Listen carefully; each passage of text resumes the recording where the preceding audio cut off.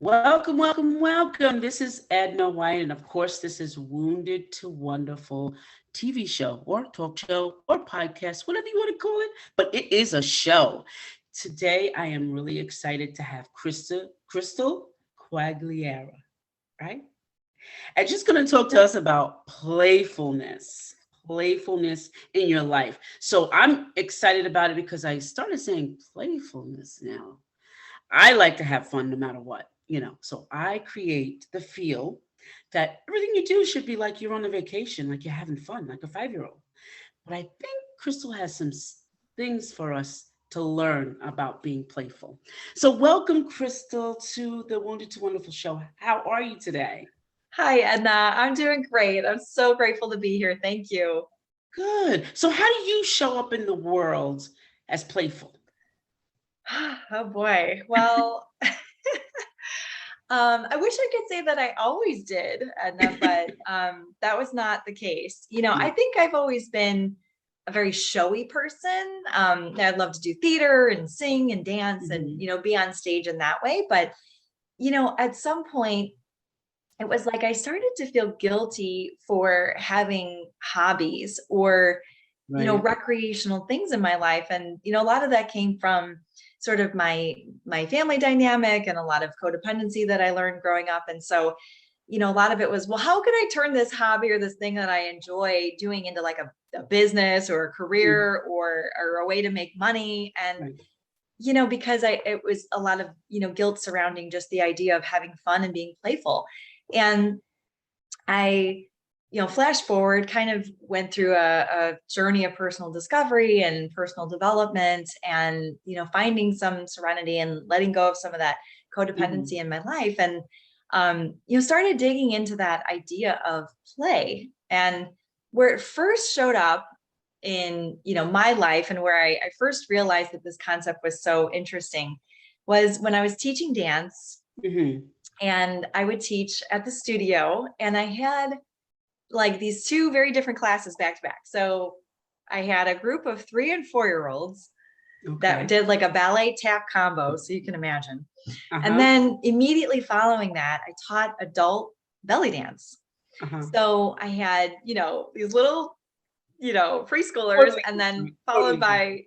grown women. Mhm. And the thing that I was noticing was like, okay, these little kids would come in the classroom. It was like if they looked in the mirror, it was like they were just looking for fun or making faces or they Right, didn't right. care. I was saying right hand, they were moving their left foot. It was just the idea of being so present. Mhm. And it wasn't like, well, it's like at that age, they're not yet even judging themselves like from a No. perspective of what other people are thinking about them. And it was just play. That's Mhm. like all it was. And it was so fun and such a difference when, okay, these adult women would come in the class. Mhm. Half of them needed to go to Applebee's beforehand to get a drink so that they could do this. And, they'd come in the room, they were already judging themselves, looking in the mirror, picking out Mhm. other flaws. Oh, what is she thinking? What are Mhm. they doing? Oh, I'm not doing this right. Right. Oh no, I'm never going to get this. It was just, they were so in their heads about it that, I think I started to realize, well, I have to just make this fun. We have to say goofy things and do goofy things. And, so I would make up like ridiculous names for like the steps that we Mhm. were doing and just get people laughing because Right. once they could get a little bit more present and in the Mhm. moment and break through that play, that threshold, Right. it was a game changer. Right. They started to learn quicker. They enjoyed coming. Now it wasn't it's such a chore. Now it was like a fun thing Right. that they knew it was going to be fun, but they just weren't allowing themselves to have fun doing it. Right. So that was sort of where this idea or this concept of play was birthed from. And then obviously during my own self discovery and stuff, realizing that, I wasn't maybe allowing myself to play so much in my life and, that people could really benefit from that concept Yeah. of play. And like you were saying, living life like you're a 5-year-old, like what does that really mean? When Mhm. we see young children, I mean, they're picking things up and they don't know what this thing does. They're just playing with it. They're happy Yeah. with the cardboard box, you Yeah. know, and They don't care. there's like no judgment, you know, and I think Mm-mm. that's the thing as adults when we're trying to learn something new, whether it's a new way of eating, a new way of moving our bodies, a new Mhm. career. There's like this idea of, well, if I don't get it right the first time, screw it all. I'm never going to Right. get it. You know, this Right. idea that it has to be perfect. There's no room Mhm. for mistakes, you know, that Mhm. that growth mindset just completely goes out the window. So, you know, Mhm. helping people, I think, tap into their playfulness allows them that grace of like Mhm. fumbling and stumbling and Sure. getting back up Yeah. and discovery and all those things. So I think what you said, I like what you said, that grace is that, giving yourself the grace, because we sometimes as adults, we get so serious. So I have a business partner, and I'm like this all the time. So I'm like this, I'm constantly like this. So I'm always saying, you know, um, lighten up, so, Yeah. and he always kids me, he says, oh, I'm an old white guy, I was like, I don't care. Care, lighten up. So most of the time, as we get so very serious about life, we forget to have fun. So share with me and my audience what makes a person playful. Mm. I think it's that. I think it's that idea of like maybe admitting to yourself that you're not perfect Hmm. and, you know, and allowing yourself to not be perfect. And Right, that's okay. And not that God didn't create us perfectly as we are. That's not right, what I'm saying here. But, you know, also I think, you know, the journey is sort of the way, right? right. And that Mhm. there's a lot of things that you can learn and a lot of ways that you can grow if you do something wrong the first Right, time. And, right. you know, And I laugh think we, at yourself. And yes, laugh at exactly, exactly. Yeah, laugh at having yourself doing it. Yeah. humor about life. Mhm. And, you know, I think about those stories like, was it Thomas Edison in the light bulb, right? How many thousands of times he Yes. tried with the light bulb. I mean, if he didn't have a playful attitude about it, we We would lost not be it. sitting here. We wouldn't have a ring We'd be in light the and we're dark. all, yeah, exactly. We'd be in the dark, you know? And not to say that he wasn't, I'm sure, banging his head against the wall at times and getting really frustrated, but there was this idea of like, must have been like a childlike wonder in him to say like, yeah, but what if I just tried that? What if we Mhm. just tried this? You know, what if we just did this differently? Right. And that's really, I think, all life is all about. Like, it's Mhm. okay. We don't have to have all the answers. Sure. Mm-mm. You could, and you know what's important as an adult, as adults, we need to stop faking that we know the answer and say, no, we don't have the answer. I don't know that. We have the uncanny ability to say, stand there and not say anything and say, like we know, and we don't. A 5-year-old, you're like, I don't know what you're talking about. I don't know that. And they'll make Exactly. tell you, I don't know that, and not take credit for it. And then when they come and figure it out, they're like, I found out how to do this. And my granddaughter always does that to me. She's like, I'll say, ask her something. She says, I don't know what that is. And just keeps doing what she's doing. It's like, so I get insulted. I'm like, wait a minute, what? Like, but I think that's important to say is that adults learn to say, I don't know, and make it, you don't know, and you probably throw the person off. You're like, you don't know? No, tell me, what is it about? And then you add more to your life when you're open and receptive like that. I want to talk about. You did say something when you were talking about yourself, and you said that you lost your playfulness.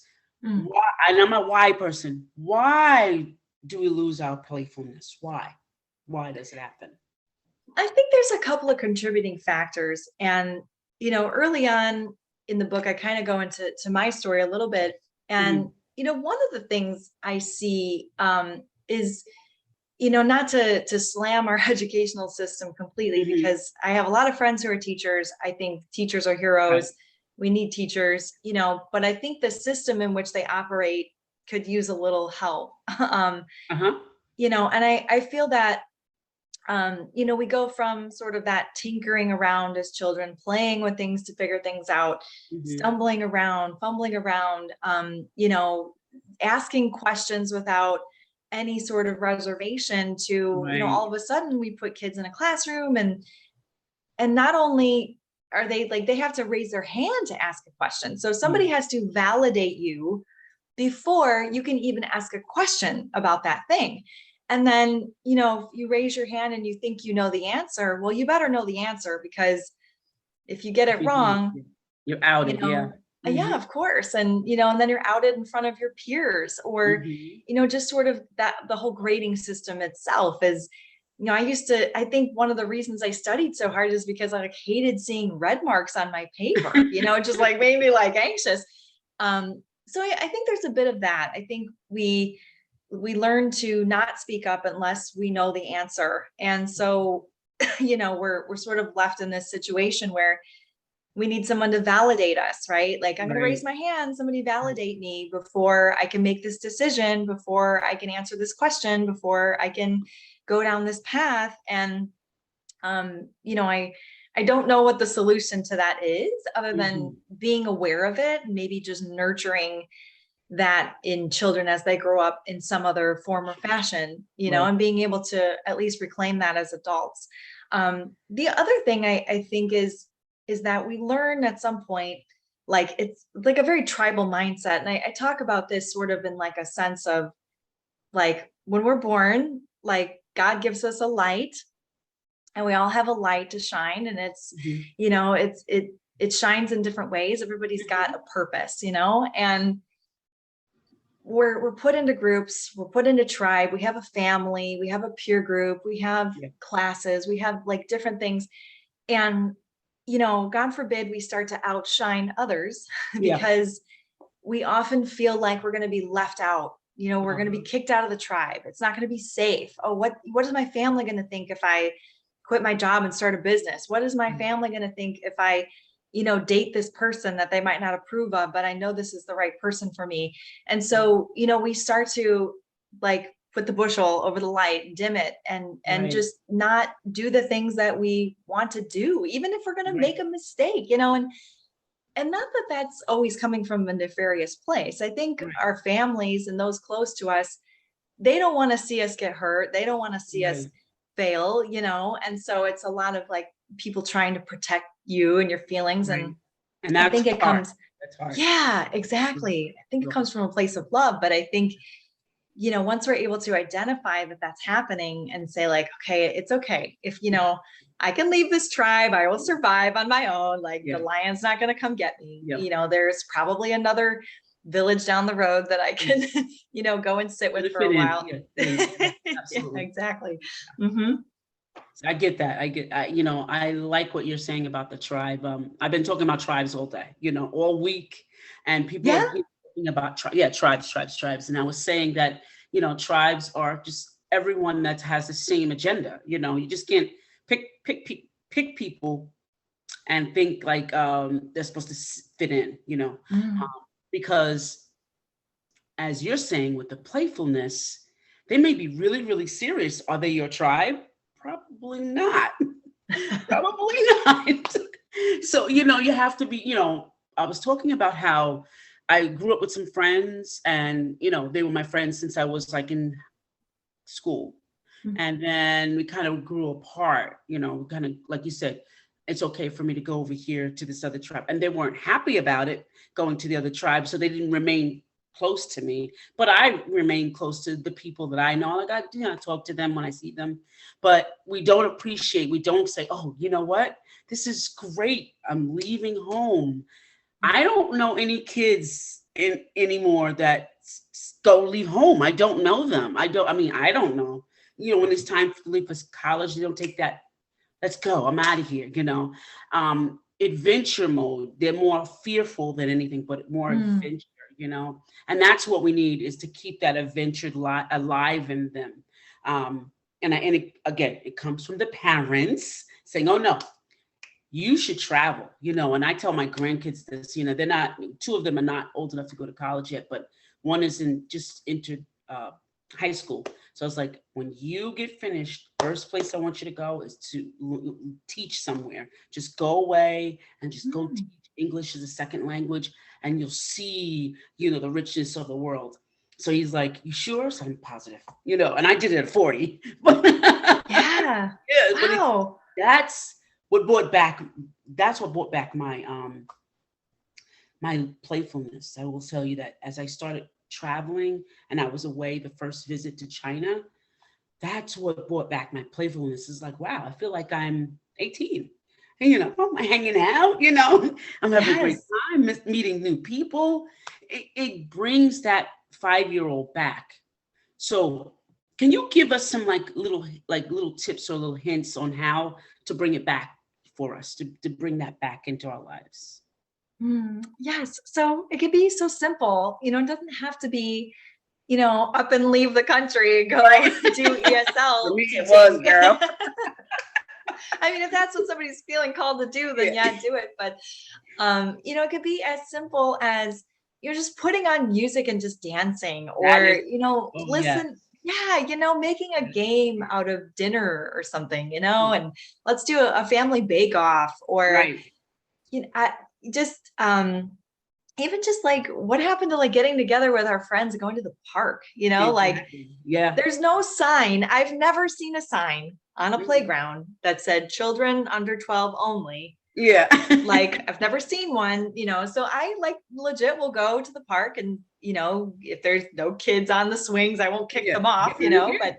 I'll get on a swing and, Absolutely. swing. And, my husband and I will, go in an evening and go find a park that's, we don't have children yet. We're getting Right. there, but, we'll go down the slides, or like if I'm with my nieces or something, or my nephew, like I'll go on the playground Yeah. equipment, like Me too. just Yeah. little stuff like that. And it just can be really so simple. It doesn't have to be these great big acts of, No. playfulness. But I think those little things that we start adding in our day could maybe build that confidence to Right. say, like, oh yeah, well, what I really wanted to do? I wanted to go to Europe, or I wanted to Right. take a cruise, or do you think I could do that? It's Mhm. like these crazy ideas that we have. We, like you said, there's like fear. We operate out of fear, and like, could Mhm. I do that? Am I the kind of person that does that? Well, Mhm. well, yeah, I'm the kind of person that went to the park the other day and went on the swings and went down the Yeah. slide. Like maybe I could, go to Europe for a couple of weeks, or, Yeah. whatever. And So have yeah. fun. Yeah. Yeah. Mhm. I agree with you with all of that. I think the biggest thing for me is I have music in my bones. I was born with it in my bones. Just born with it. I know it. Okay. I think dancing really limbers the soul. I know a lot of people are stiff, and I will tell them, if you just dance at home, just turn the music on and just cut loose. Just cut loose. Don't dance like nobody's watching, because Yes. that's what a 5-year-old does. Dances that they don't care who's looking. They'll cut a rug, and they'll do dance moves. They'll stand in front of the television and mimic Hmm. precisely Michael Jackson. I mean, to the T. But when the minute, like, people start, like you said, started, putting things into the, oh, that doesn't look good, you shouldn't do that, then it Mm. starts dampering that fun part of us. I love the fact of the playfulness. Now let's get to you. What do you do? And we're going to talk about your book, but what do you do in your part of the world, um, with the playfulness? What do you do?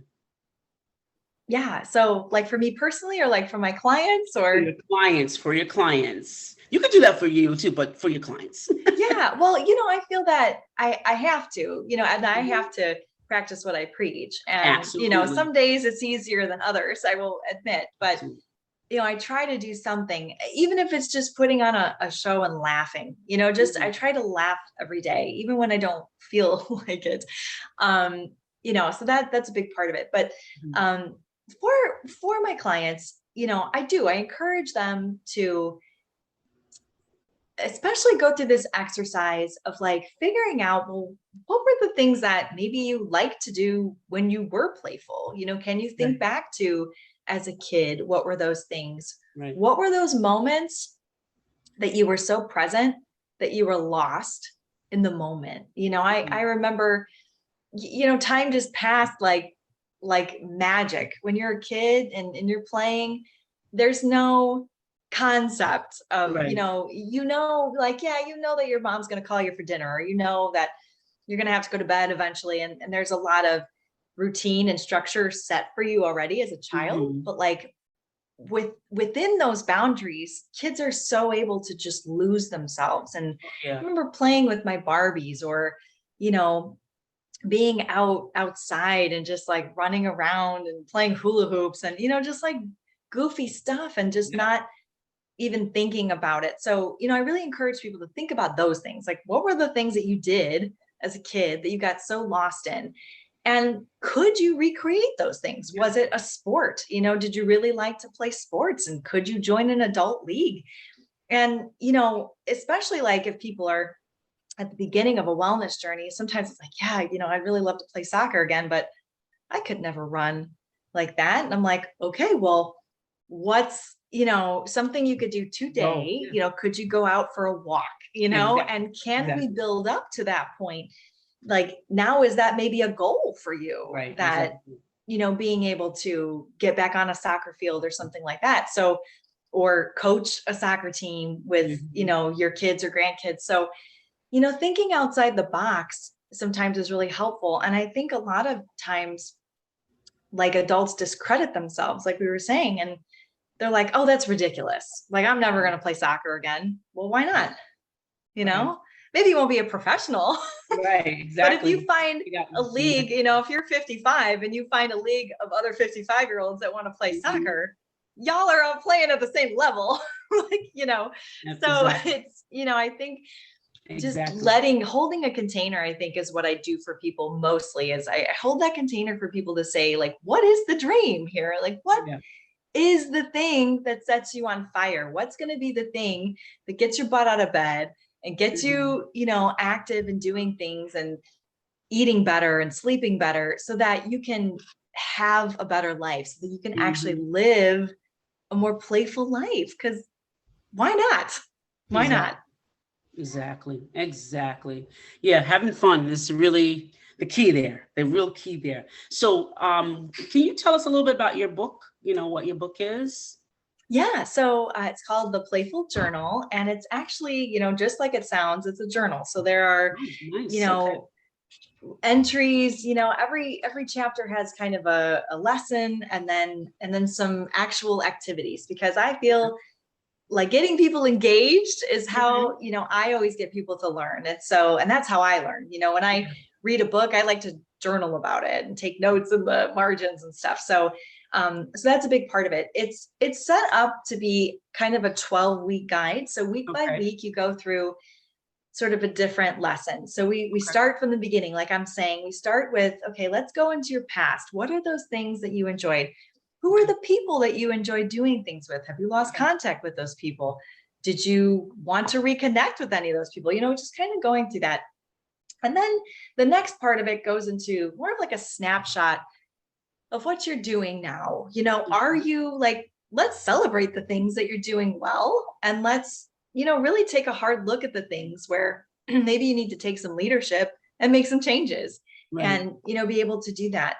And then, as you move through, we create a vision for where you want to go. So Mhm. there's an exercise in here where we talk about like a meeting with your future self, and Right. kind of like going for coffee or meeting them for dinner. And what is that like? Who is that future version of you? Are you meeting them in 90 days, 1 year, 3 years? Right. Who is this future version of yourself that you're trying to become, that you're transforming into? And Mhm. then, I've got some practical things in here. There are some like nutritional habits and things that people can change. So So that all there's, goes together. All of that yeah, makes yeah, sense. exactly. Okay. So like we go into like fun ways to move your body, and here's some, easy ways to change up your, maybe your nutrition routine. And Mhm. not, I don't say pick them all and do them all perfectly, but it's the idea of, here's a list of 8 to 10 things, pick three and Mhm. try to practice these things this week. Right. And then, as we move through, it's, these things, okay, well, let's do some committing now that we've, Okay. learned about how to do these changes. Like, let's actually put the pen to paper, commit what you're going to do to actually go out and play and do things, and, give people practical ideas on that. And then we talk about, a little bit about letting go of resentments, and, what are some of those things that hold us back from, maybe having good relationships in our lives. And, are there people we need to forgive? Are you at the top of your list of people to forgive? Is there something that, blocks you or gets in your way? I had to really look at, well, why don't I have any hobbies? Why am I not allowing myself to just have fun? So I had to do an inventory and figure that out and be like, what's going on here? So, a lot of that. And then, kind of at the very end, it's a reflection, because if you're doing this over the course of 12 weeks, week 1 is a long time ago. Yeah. So, being able to look back and I, again, sort of build on that confidence of, look, wow, I stuck with this thing for 10 weeks, whatever. And, I have made some changes, and, there was that thing that I'm able to do. So, I think once we're able to build confidence in the fact that we can change and we can do things for ourselves, then it becomes easier to just keep going. Right. Definitely does. And at the end of your course, is it a course, or are you just a 12-week workbook? Is it Well, I mean, this specifically is meant to be kind of a standalone journal, but if people want to, essentially go through the process with me, I do offer an online group course and also a virtual one-on-one coaching. So, if there's a topic, and sometimes it's nice to be able to do that, to go a little deeper into something and say, okay, I've mastered, maybe putting some playful things in my life, but it's the nutrition thing that's really hanging me up, or, these different things. So, being able to, again, like, allow the space to go a little bit deeper and to really work through those things that are blocking you. Yeah, absolutely.